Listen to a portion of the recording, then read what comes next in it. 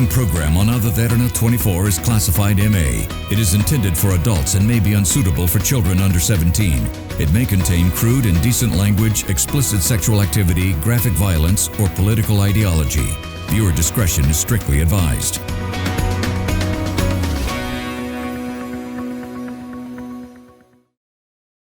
State of the Nation is an opinion-based program. The thoughts and opinions shared within this program are not intended to offend or disregard anyone's perspectives or beliefs. We aim to foster open dialogue, encourage critical thinking, and explore thought-provoking subjects. Recognizing the importance of diversity and inclusion, this program welcomes all viewpoints and cherishes the right to express them freely. This program also contains the opinions of the participants and does not reflect the views and beliefs of the Derana Media Network. The network believes in a safe space for all ideas to be expressed and on its duty to create such a platform for free speech. Viewer discretion is strictly advised.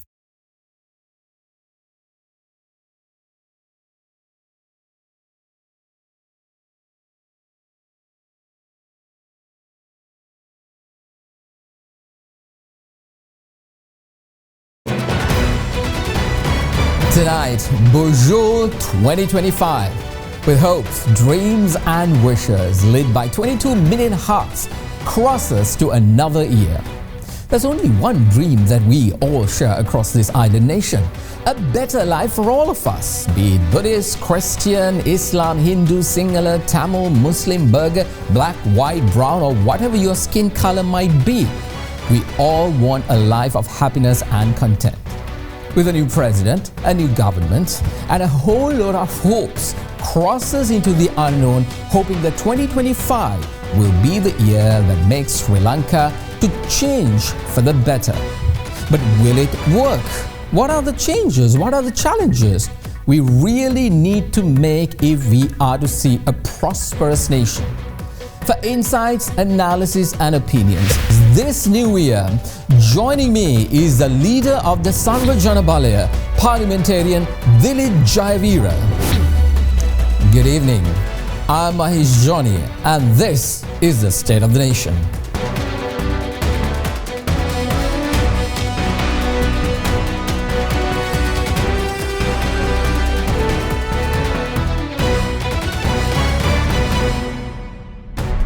Wishing you nothing but the best in 2025. Welcome everyone to our first episode of the new year. Myself and my State of the Nation team, along with everyone here at Other Derana 24, wishes you and your family the very best this year has to offer.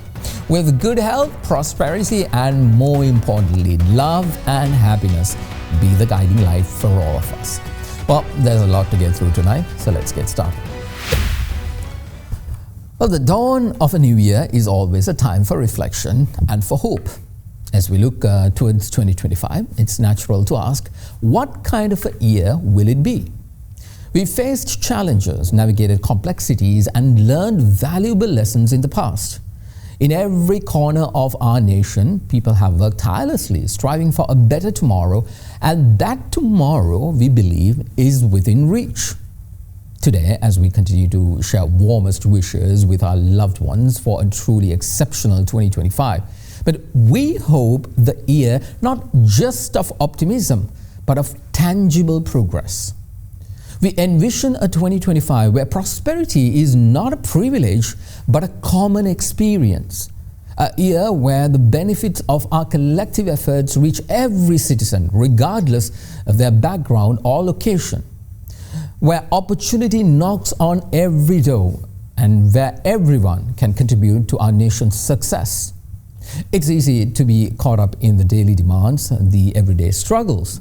But as we look towards 2025, I would like us to all share a vision, a future where everyone thrives, where families are secure, where communities are vibrant, and where the potential of each and every person is realized. This can't simply be a wish. It has to be a commitment. It's a call to action to build on the progress we made, to address the challenges head on, and to unite in our pursuit of a more equitable and prosperous nation for all. This requires work, yes, but also a shared belief in a better future for everyone. We must continue to invest in education, healthcare, infrastructure, sustainable practices, ensuring that the foundations for a thriving society are strong and resilient. Not only that, for modern day problems, we need to be bold enough to apply modern day solutions. More than anything, we believe in the strength and resilience of our very own people. It is that spirit that will see us through. And it is that hope that we carry with us into this new year. So as we look towards 2025, let us do so with optimism, with determination, and with a shared vision of prosperity for all. We're going to take a short commercial break, and once we return, I'll be speaking to the leader of the Sarvajana Balaya, Parliamentarian Dilith Jayaweera. This is the State of the Nation. Back in a moment.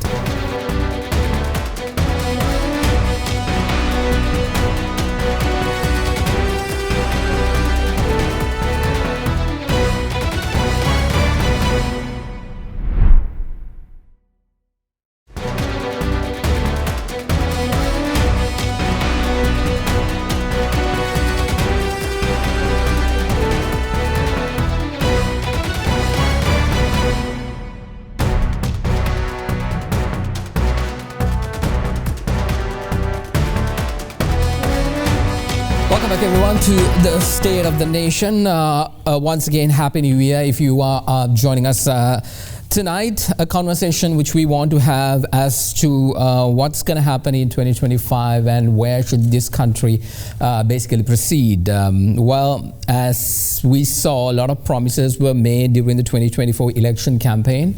But then again, when it comes to reality, we see a different version of it. If I just list some of them, initially, as soon as the new president came in, we saw the whole vehicle drama occurring. And then we went to the musical chairs on the opening day of the parliament.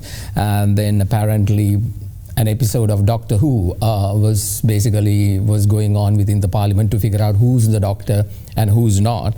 And then apparently the speaker said the dog ate his qualification, kind of an excuse when, you know, it was called upon, and then we saw the speakers dance, everything, all that happened. Initially, this government said that the rice mafia will be the first thing to go on day one. That's still alive and kicking. And also fuel prices, apparently they said it can be slashed and brought down to somewhere around 130. That margin, but and they accused the former finance minister, former minister of energy, of stealing some of that. And apparently the number stands at around 2 rupees this time around. So joining me tonight in order to discuss about the future is a fresh parliamentarian, a fresh face into politics, but just into politics, but he's been very vocal all around the country, and he's very well known. And at one particular point, he was my former boss, but now he's basically working for the nation. Mr. Dilith Jayaweera, leader of the Sarvajana Balaya, welcome to the program and Happy New Year. I sincerely wish you well for the new year. So let me start off with this simple question. You started, so after the 2022 entire crisis, you said you want to be in politics, and you started your entire journey towards that end. And you were fresh to politics, now you're a fresh parliamentarian. Simple question. When you go into that parliament, that building that is told the most highest, the most upmost position in the land, is that a place where change can happen? Or do you see like it's more of the same, more of the same?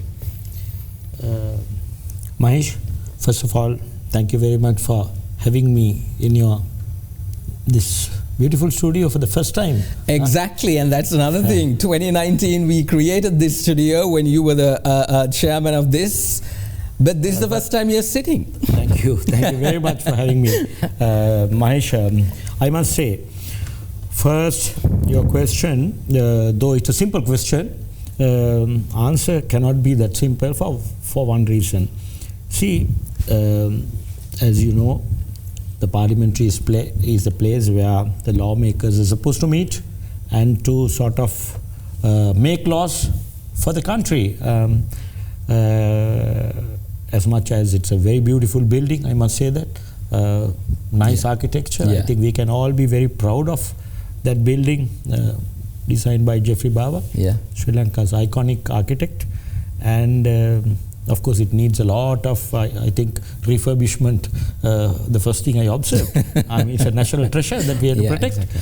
But other than for that being a nice, beautiful building, the parliament is about the parliamentarians and the quality of parliamentarians and the depth of these people and their ability and also their level of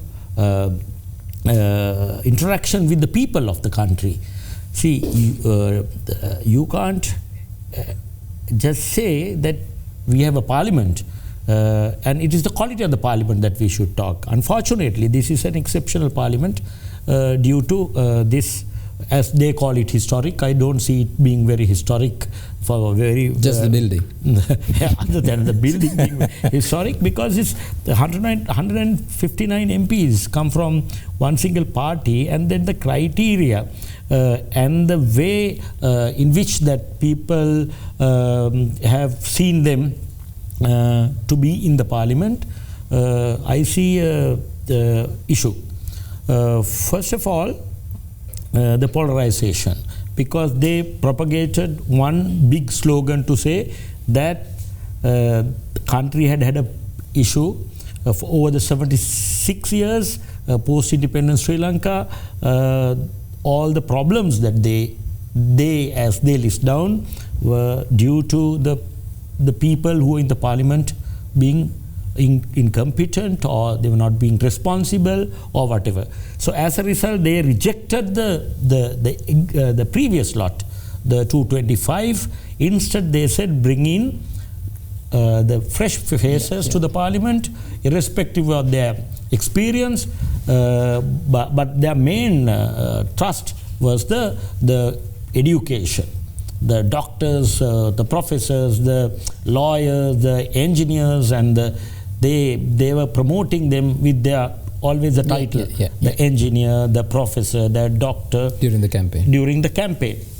And the campaign being a very polarized campaign, also the fact that the ground also believed in their rhetoric, saying that these people are corrupt and they are, as a result only, that this country is in this mess. So it is a quasi-truth. I don't necessarily agree that as a truth, but it has some truth in it. But how did the people respond? They selected this 159 people. As they propagated, as they promoted as a concept, what they called was the Samadhaniya. So the people sent them.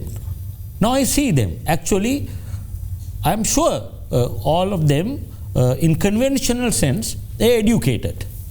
Though some of them try to overclaim their educational qualifications, more or less, they are educated. But the point, Mahieash, is a parliament is not a place where you need so-called educated people only. The basic thing of the democracy is that it's a representation of the people.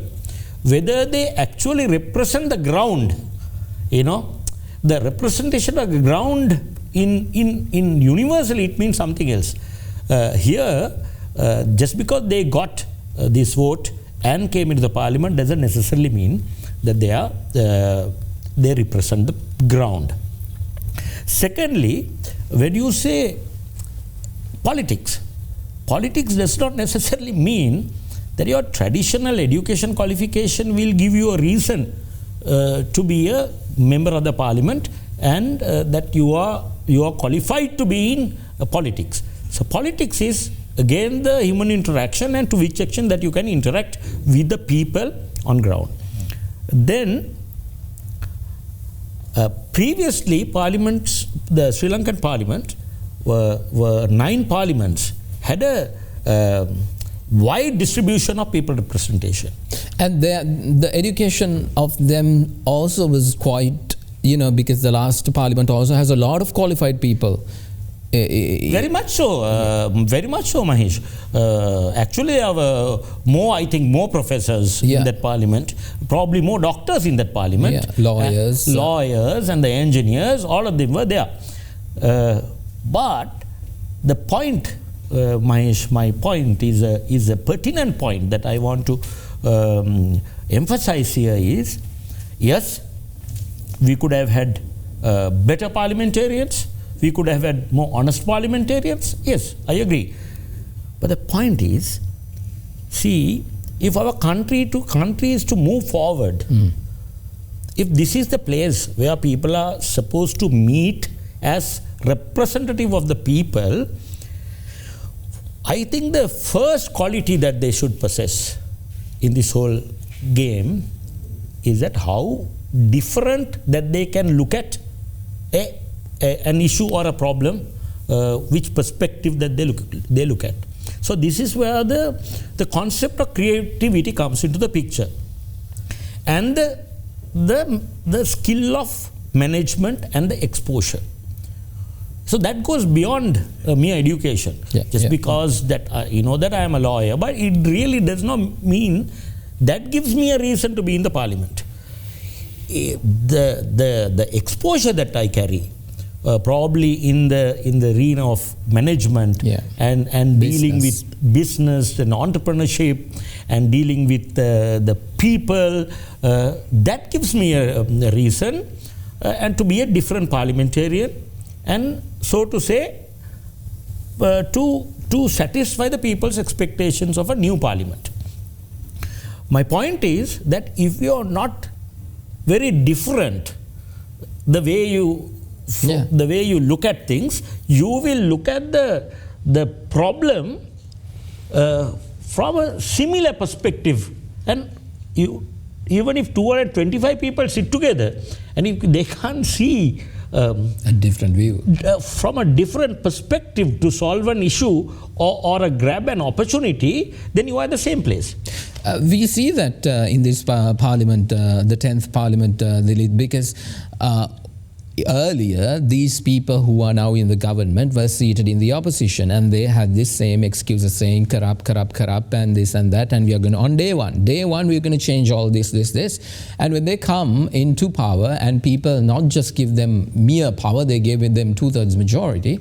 Here we see the same excuses which was used by, I think, all 9 parliaments is being utilized once again. No, you can't, I'm not a magician is the first excuse that came on. Then the second one was like, we can't change it overnight. But then the rhetoric at the campaign was quite different. They were very confident. So they were almost like magicians. Magicians, exactly. And then we see the same thing. And the only voice that we hear that is different from the usual lot comes from you.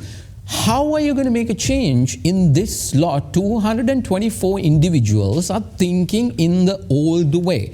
You're the only one who comes there with a business mentality. You've seen basically from 0 to 100 with regard to all your companies you created, and you said creative solutions for the problem. This is what I say. I want to say, if we are to move forward, if we are to go in the direction of a developed country, we need to think differently. We have to. I must say that the creativity is the word. If you can't see problems and also opportunities from a creative point of view, and what I say is differently, that there is no game here. There's going to be another parliament. There is no game here. As Einstein once said, the famous Einstein's theory of insanity says, repeating the same thing over and over again. If you do the same thing again and again and repeating, and still you expect a different result, then it's called insanity. So this is exactly what I have to say. Now this parliament also, I expected bit more different. Yeah. I must say that my expectation was that when they were talking about these people, university professors and all that, I didn't know that they lacked imagination to this extent. So I thought that there could be people who could be different, but my experience within these 2 sessions that I saw, or the few sessions that I saw, it is disastrous in my view. I don't see them coming up with anything new. Now, to make the matters worse, even the behavior, the way they that bit of a like a solemn-headed kind of, I didn't expect that from them. My solution to this is, unless that we all get together and understand the problems we see are going to be the same. They are universally almost the same. So I mean, the food safety, food crisis, and the energy, and economy, on the unemployment. But if you have to solve that and give solutions, so how different are we going to be this time? Now, as you mentioned, I understand that they said a lot of things that they were going to do. I am sure, I don't know, first of all, they wouldn't have expected to be in power when they were promising these things, and because you can't simply deliver these things. Now, example, to reduce the electricity bill by 30%, of fuel prices to bring it down to 135 or something, or to in fact, even the promise to, they had given a promise to the people to bring down the VAT from 18 to 12. See, this is very basic stuff in a management sense, especially in economic sense. If you are going to say that you are going to give this, you have to say we are going to get this much from here. So it's a simple P&L. You without revenue, you can't spend. So you have to say how you are going to get it, and even the DSA. When they were saying that, we can change it, so that is simply not possible, for the simple reason that by that time we had gone that far on that the debt sustainability, and they promised things. So now what happens? To be honest, the people who were actually doing that particular debt restructuring, sustainability, which was former Finance Minister Shan Semsing and also former Finance Minister and also the former Foreign Minister Ali Sabri, both were here a couple of days back, and they were saying zero change from what they planned. There is no way they can change. It is simple. Have they run they say no, there is a saying no. They have not even run a boutique or a beetle shop. So actually now they prove that to be true. Why? Because see, if you have in real world business, you go and sign an agreement with a bank. Just because the managing director changes tomorrow, or executive chairman is going to be someone else, no bank is going to come and say, look, now there is new chairman, we are going to change everything. Because they have given you an agreement, you have signed an agreement, you have taken a loan, and you have agreed to pay in X manner or Y manner. So you can't change because the heads change. It's a simple theory. It's called the law of agency. You can't, individual doesn't matter. It is a country, like a company. So anyway, that is not the point, Mahieash. I think what is important here, Mahieash, to see, are we going to get into a worse situation than before, especially 2025 that we are going to just walk into, for this mere reason that they have no understanding whatsoever what they are doing today. Now the way they address these simple issues like the rice issue, yes, we can see that there is zero management experience in managing that, and there is zero innovation and creativity or new thinking in it, and they have no understanding of the depth of the problem, because you know that one promise that they gave us that they were not going to import rice. Yeah. Right? That's, I think, among the promises that they gave, the worst and the silliest one is that. Because no government can say that. Because you don't know. Not only that, now we are importing salt also. Yeah. See, the point is, I will come to the next important point, Mahieash, is now what's happening on ground is people are becoming every day, day by day, hopeless. They are losing hope.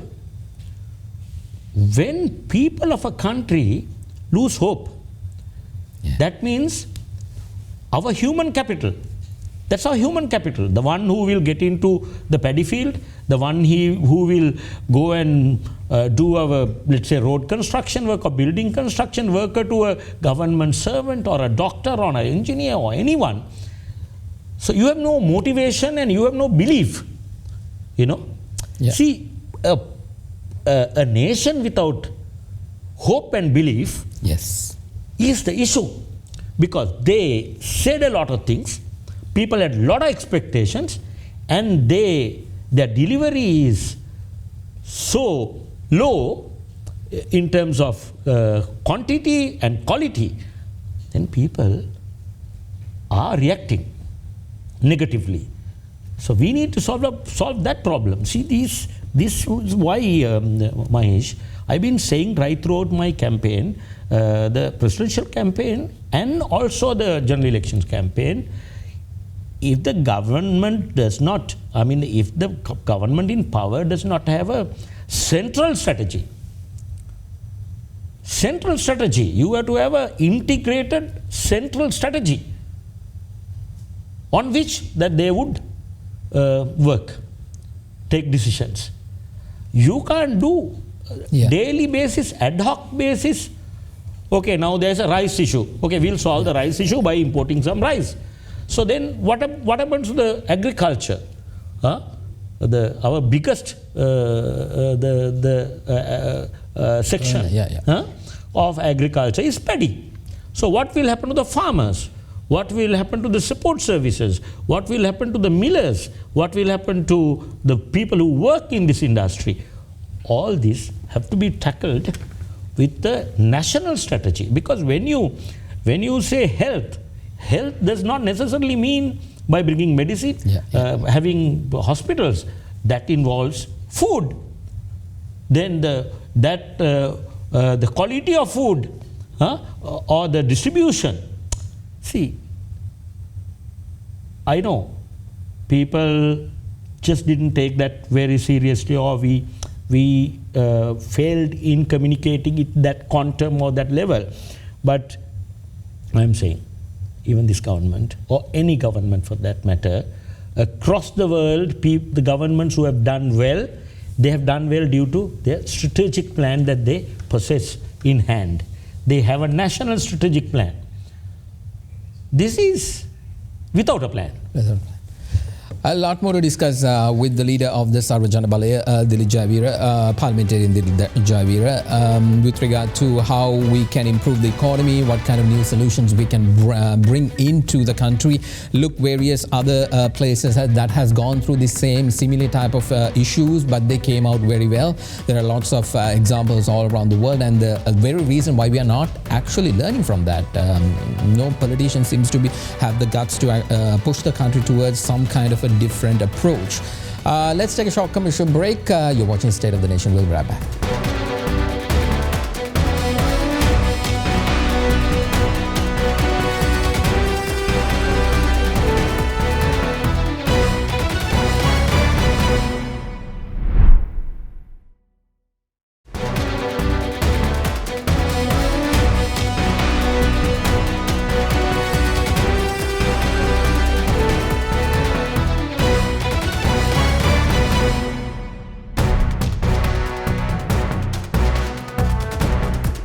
Welcome back, everyone, to the State of the Nation. I'm in conversation with Parliamentarian Dilith Jayaweera, the leader of the Sarva Jana Balaya.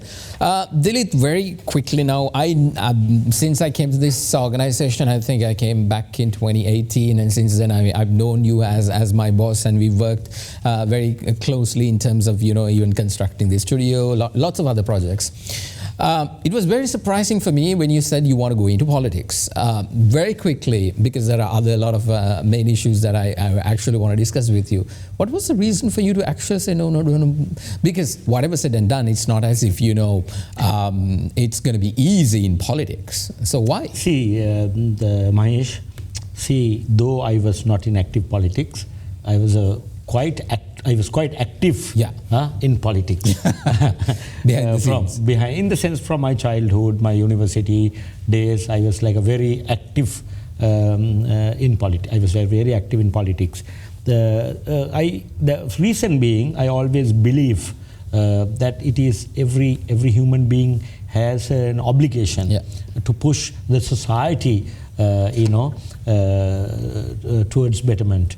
And I always carried that the feeling, we have to contribute. It's not that you make money, it's not about your bank account, and it's about people, especially the poor people of this country. I always felt for them. But I never wanted to get into this conventional politics because I thought I could do better being outside. Yeah. But my attempts all failed, I must say, not in toto, not totally, but to my expectation. Now, the departure of Gotabaya Rajapaksa actually, I would say, shocked me. Shocked a lot of people. Yeah, it shocked me. And the way it happened also. So, this is my reaction. I thought, no, hereafter, I'm not going to depend on anyone.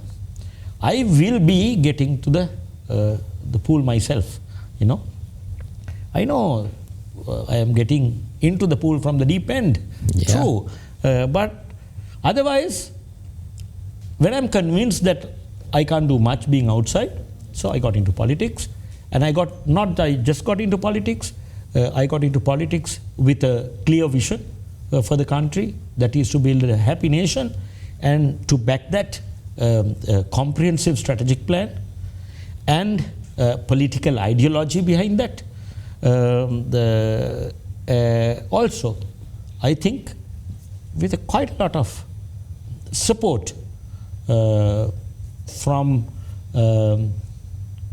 different stakeholders in the game. So this is the reason. Indeed. So let me start getting solutions. You said creative solutions are required for this 75-year problem, 80-year problem. We are just circling around in the same issue with regard to the economy, with regard to social issues, with regard to political issues. Economically, right now, the government is thinking of opening the country back into the way it was. Open economy is something that the IMF is pushing for. So you have to go on that particular path, and that is going to happen maybe somewhere around in April of next year, especially with regard to vehicle importation. Now, the amount of money which we've saved from not paying our loans is somewhere substantially around closing in on $14 billion. That's what the data says. Reality, still we do not know. I think as a parliamentarian you can actually find out. But in a situation like that, there is no fresh solution. There is just the same way we did it prior. We just paused it a little bit, and now we are coming back into the same circle. We don't have new avenues of investment. We are still depending on tourism. We are still depending on our exports, the usual textile and the coconut and things like that. New thinking has not happened. Dilith, how are we to fix this economy, in your opinion, and how can we get it back on track? I mean, we've been talking about Singapore for God knows when. I think when you were also small, you would have heard this, trying to be Singapore. And how are we actually to change that? First of all, we don't have to be Singapore. We can be better. Yeah, exactly. We can be better. Agreed. we can be better in terms of a wholesome, building a wholesome nation. It's just having material achievements alone won't make a nation a happy nation. So ours is a much more comprehensive discussion and a solution. To answer your question, in the shortest possible way is to say that a country has technically two types of resources. One would say three types of resources, but I would say firstly two types of resources. One is the human resources, other thing is the material resources. Then one can say, to support that, the financial resources. But if we are to take this country out of this mess, first of all, we have to get our human resources motivated, active, and believing in it, and be part of this progress. Now you can't devoid of the human capital of the country, you can't ever get anything out of the material resources that we possess. Now, if you can have the most beautiful beaches, if we don't have the hotels, and if they don't have the restaurants, if we don't have, to start with, maybe good guides, lifeguards, all of them, the nice vendors with smiles. See, then let's say you have buildings. That doesn't mean that you're going to do well. You can have like a 5-story, 5-star hotel. North Korea has buildings. And then the people again, who will welcome you, who will give you good food, who will do nice housekeeping and keep it clean, all that. So for us to do that, we have to get the people motivated. So how do we get people motivated? For people to get motivated, as we experience in our corporate life, they have to first believe in the dream. Sometimes we call it in our corporate language vision. What is vision?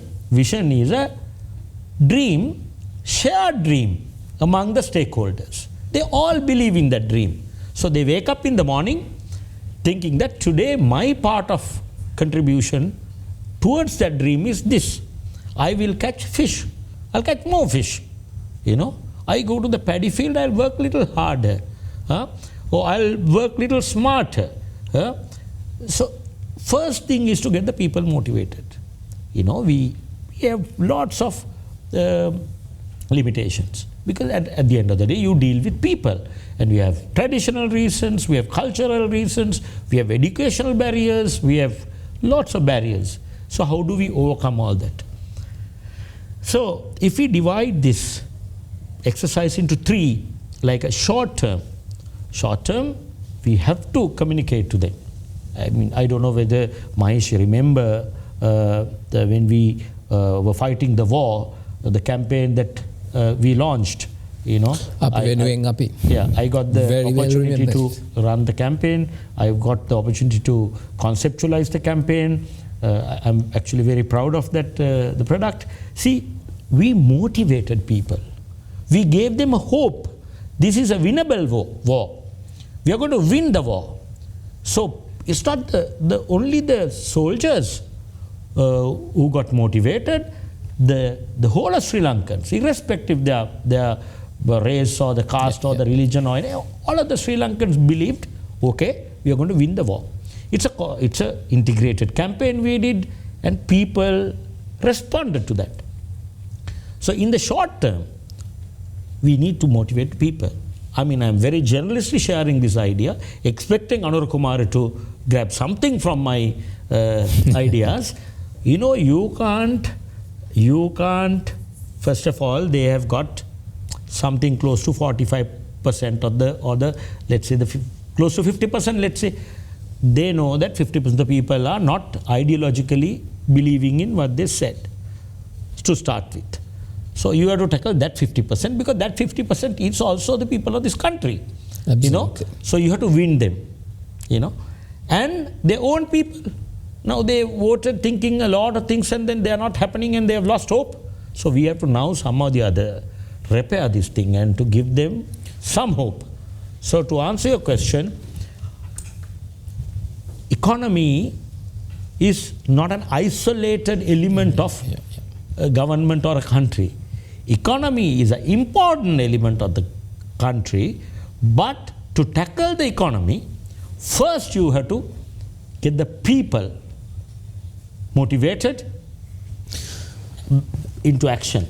And the other thing is, then how creatively we are going to use that resources, get the, let's say we have gems, or motivated people will go get the gems and come out and give you gems. But if you don't process this gem, and you make a creative product out of it, if you don't add value, just buy the gem and sell it, then this economy will never come out of it.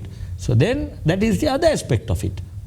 So these two put together in the short run, by motivating people with some sort of a campaign, communication, engaging them, and then in the mid-term sort of strategy, by changing the education. Yeah, valuable.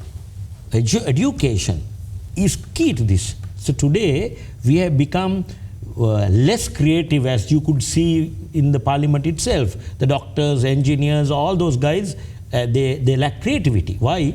Because our education system, which we have borrowed from the West, does not give us that indigenous value, this value addition for us. Thirdly, in the long term, we got to put this country on a map and say in 25 years, this is what we are going to achieve, and at 10 years we are going to achieve, and 5 years we are going to achieve. Now, like I was reading about the China's vision for 2025, I mean, in the sense their mission for 2025, I mean, they want to reduce their dependency on the technology from outside and the homegrown. See, they are broken it down to years, right? What they want to achieve. So this is the only way.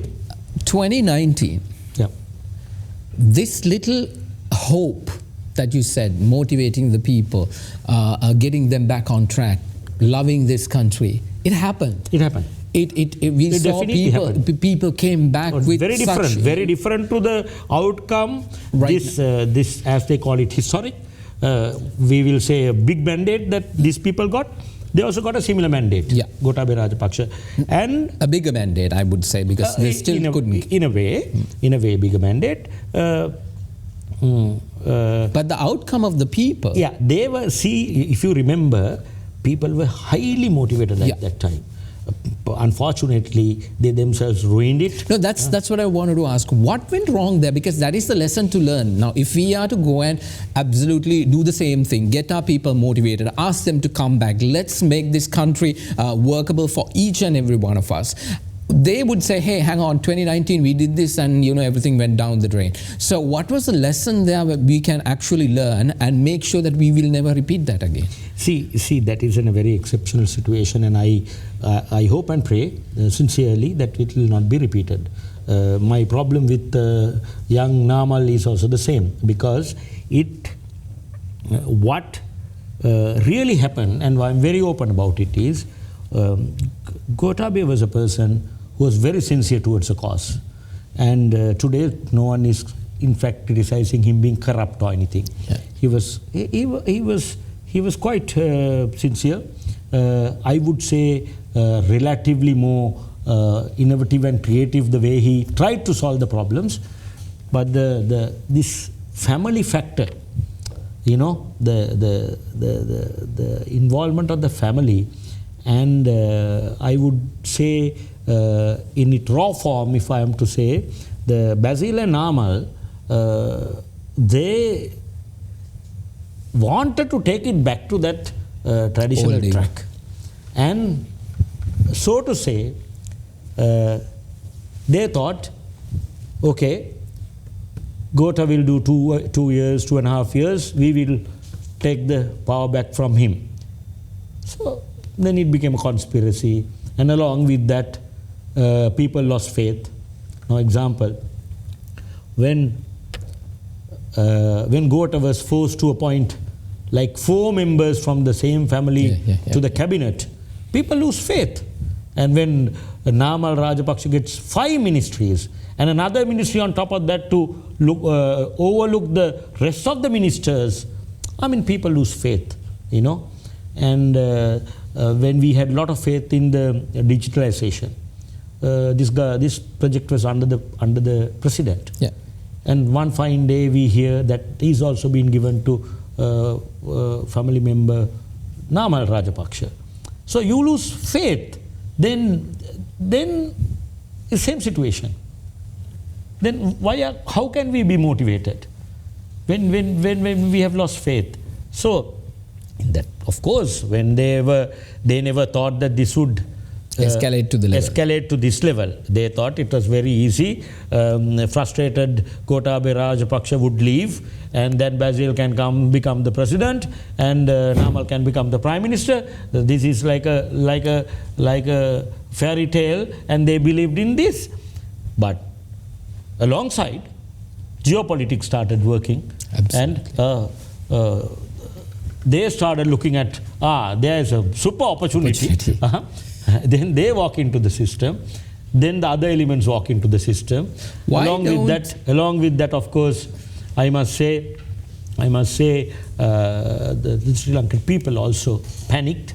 That's communication. Now you are a communication guru.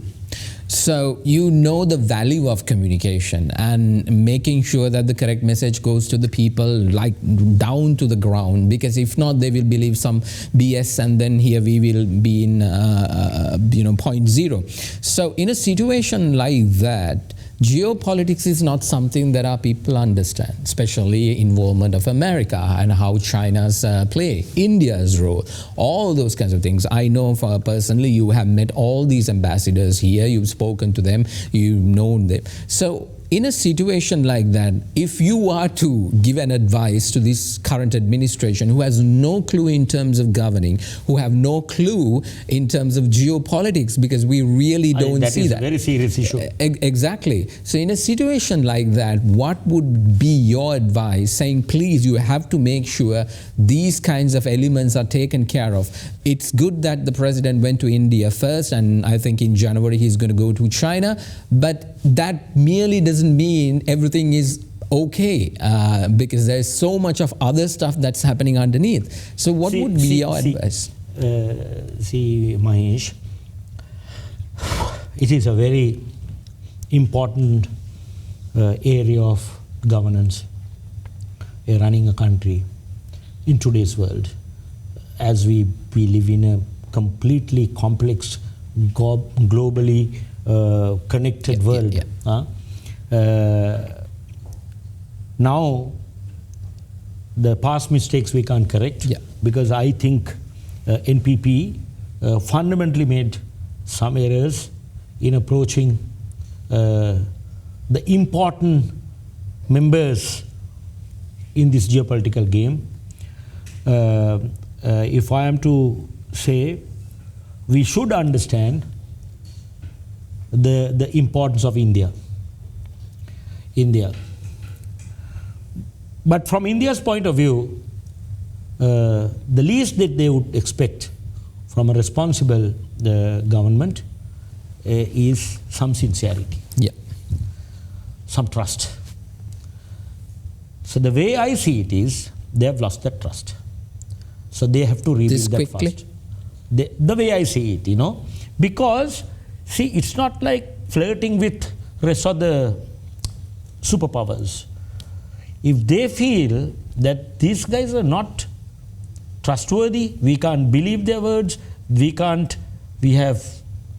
have no assurance, then these words and then these trips and these visits become mere like a courtesy call.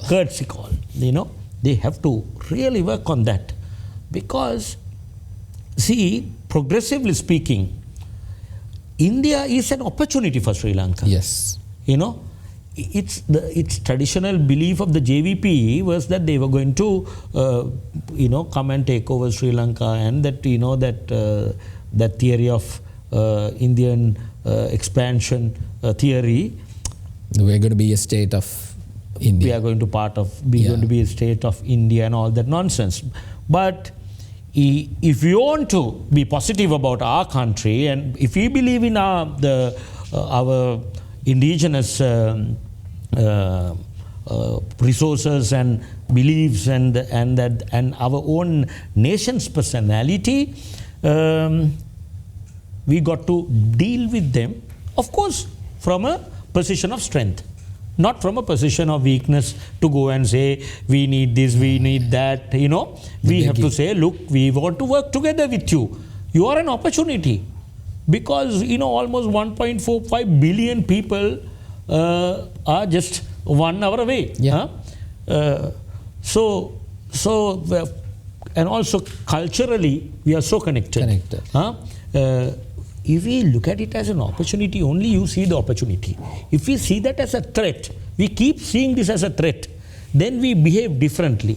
But in this case, I don't think they have been that scientific. They have been so on the surface. They thought that they can say something to India, then something else to China, and do their own thing. They do their own thing. I mean, the diplomacy and the management of the geopolitics is key for a nation today, and I think they should look at it very seriously. We have to take a short break, but before that, very quickly, is this government Ranil Wickremesinghe government 2.0?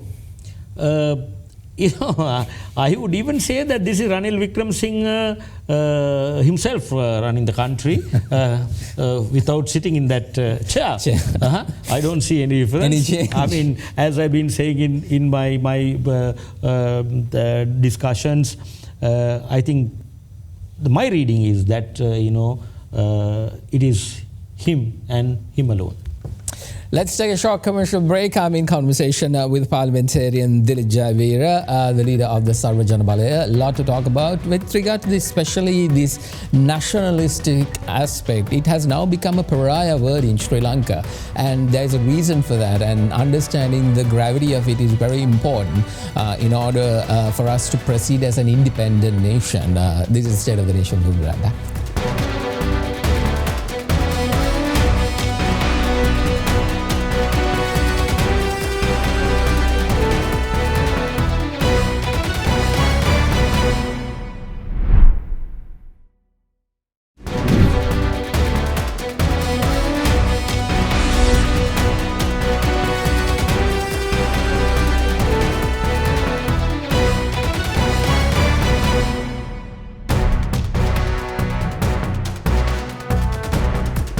Welcome back, everyone, to the State of the Nation. This is our New Year episode. Once again, Happy New Year. I'm in conversation with Parliamentarian Dilith Jayaweera, the leader of the Sarva Jana Balaya. We've been talking a lot about, with regard to the economy, how Sri Lanka can tackle the current problems that has been in existence for more than 75 years. We don't see myself personally, I don't see a lot of change from what has been happening for the past 2.5 years. If we are going in the same path, of course, we can also expect the same problems to continue to exist. Dilith, this word nationalism, which is something that you are very proud of, very passionate about, has and we all know how the cultures that you have created in your companies, where you want to talk about the fact that first love the country and then let's start moving on and being progressive. We just don't have to lose ourselves, but we can keep that and yet be progressive, because all other nations are doing that. But in Sri Lanka, this is like the worst thing. You're a racist. You do not. I understand, Mahieash. The point is simple. I think it's misunderstood, not just misunderstood. They politically miscommunicated, so that there is this confusion. Nationalism, as I was trying to tell you, Mahieash, without motivating the people of this country, we can't take this country forward. Yeah. If we are to motivate people, you need to have a common thread. As you were just mentioning, all our organizations, as you have also observed, the common thread being love and affection. If you look at 53 of our companies, there's one common thread. That is why we have that monthly mingle, all that is to share this love and affection. Otherwise, how do you motivate people to come to work? Just because we pay the salary? Just because we pay their overtime? They should feel something more than that. Nation is the same. For nation, Sinhalese Buddhist, Sinhalese Catholics, Sinhalese Christians, Tamil Hindus, Tamil Christians, or the Islams, all these people, they have their own cultural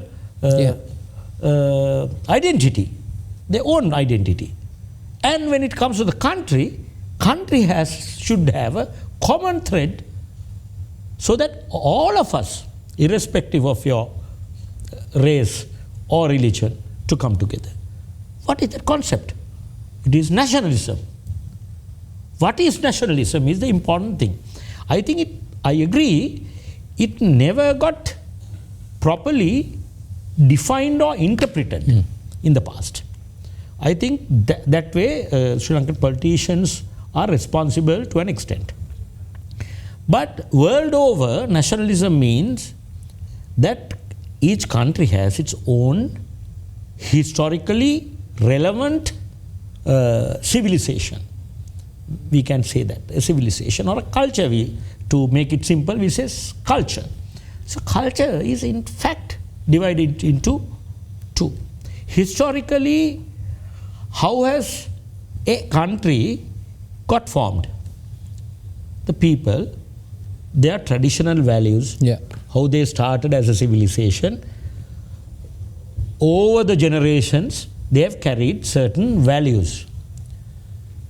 So the predominant group of people have more influence on a nation than the rest of the groups. The minorities.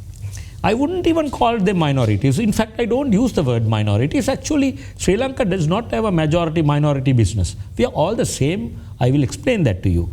In other countries, in the West, that you get a minority, where black and white could be a minority black and minority white. Actually, that is why when they come to Sri Lanka, they talk this kind of minority, majority, and discrimination and human rights, and the confusion comes from there. Now, what is Sri Lanka? The Sri Lanka civilization, actually, the largest group being historically who have been in this country is the Sinhalese people. So this doesn't mean that this is a Sinhalese country. The predominant religion being Buddhism, the group of people being, let's call it a race for the time being, they have formed this nation in terms of their civilizational values. So civilizational values are pretty much acceptable to every Tamil, every Catholic, because if I have to take a simple example, you being a Catholic, Mahieash, now you are not a Roman Catholic, you are a Sri Lankan Catholic. What is the difference? The God is the same, the messenger is the same, Bible is the same, but the way in which that you practice this has a huge influence that you have got from the civilizational values, the cultural values of the country. Your hymns to the way you conduct your mass and how you deal with the people, all that has influence. So that creates what you call the predominant civilization of a country. So in Sri Lanka, Mahieash, the most beautiful thing is that when in other countries, most of the countries in the world, the predominant, every country has that race and religion.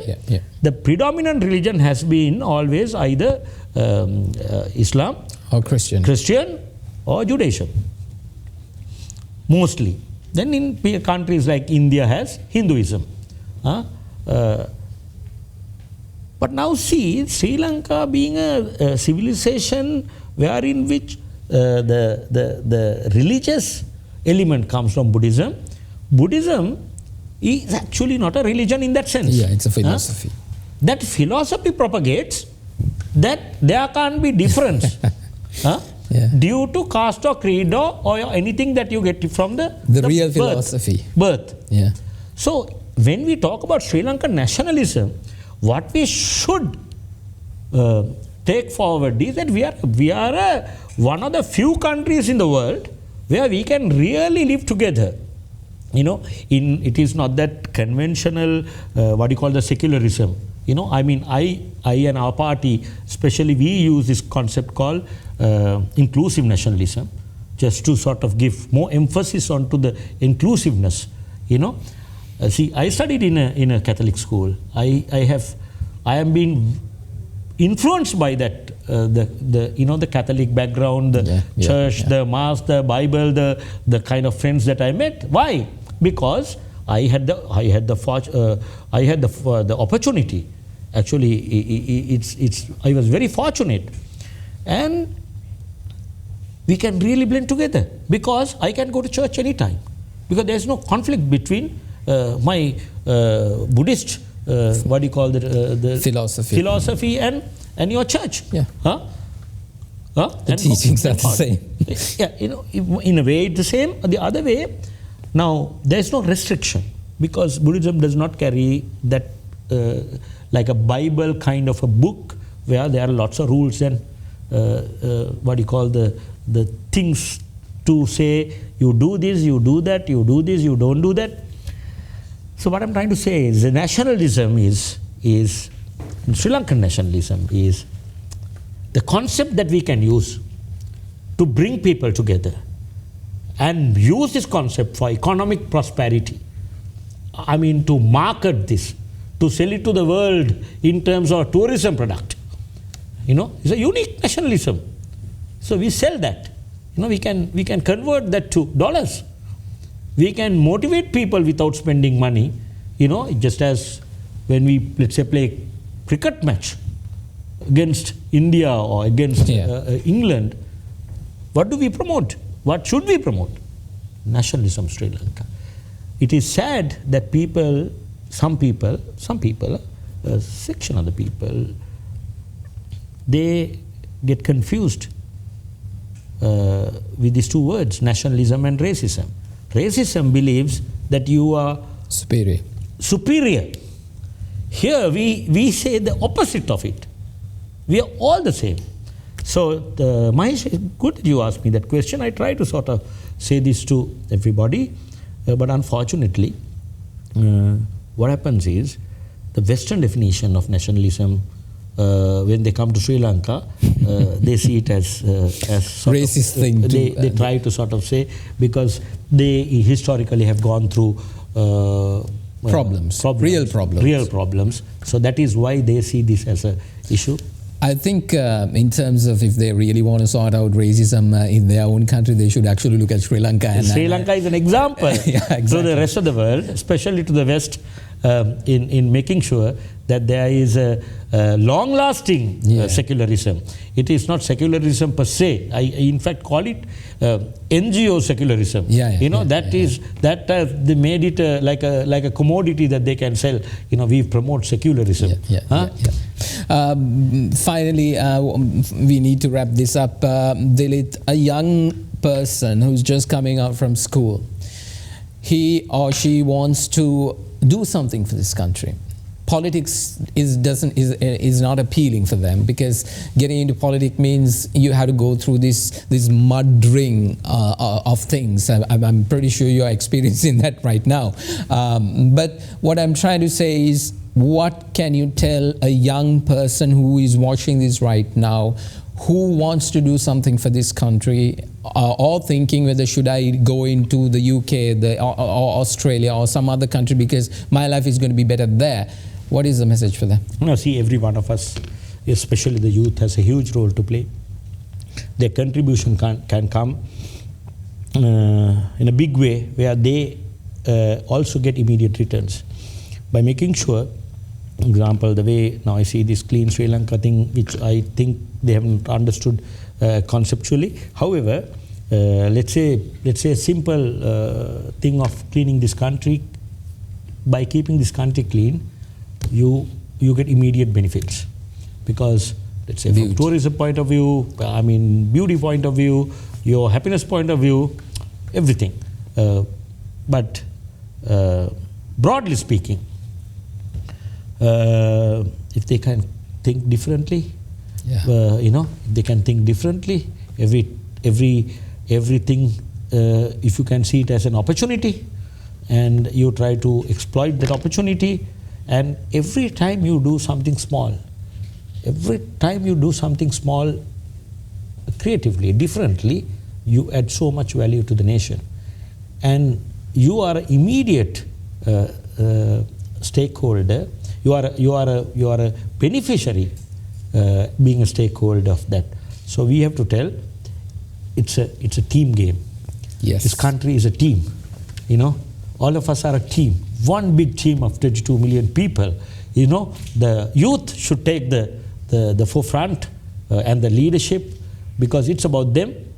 This country is about them, and we should really come together.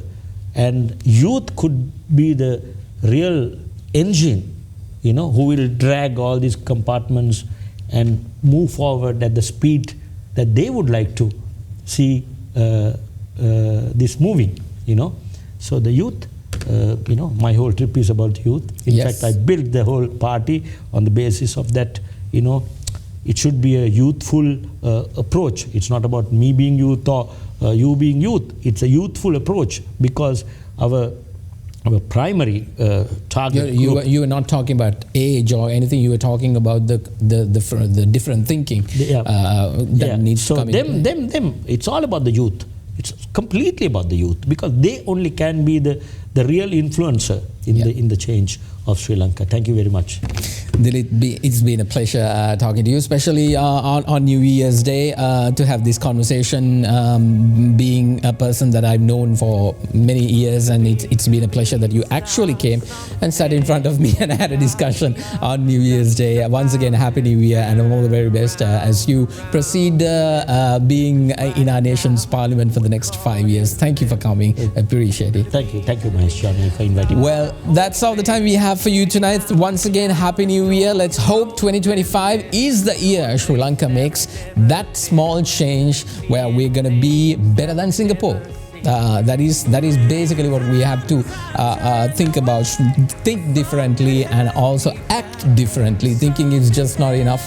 Acting is very valuable as well. So thank you once again. Many episodes to come in this year as well. Appreciate your company tonight. Have a good night and have a happy New Year.